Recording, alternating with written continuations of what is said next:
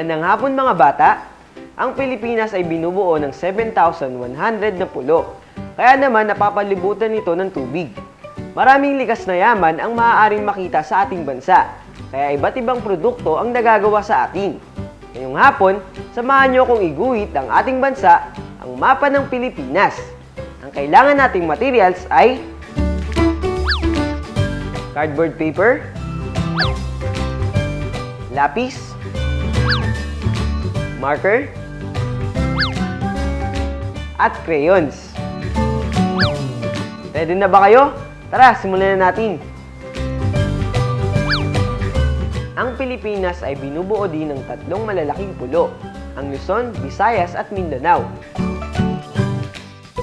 Bawat pulo ay may mga probinsyang may kanya-kanyang dialekto at kaugalian. Ang tawag sa mga taong nakatira dito ay ang mga Pilipino. Pero, meron din namang ibang mga lahi ang naninirahan dito sa ating bansa dahil gusto rin nila ang mga kultura at kagandahan ng ating bansa. Kilala rin ang Pilipinas dahil sa mga makasaysayang lugar nito at sa mga napakagandang tanawin dito.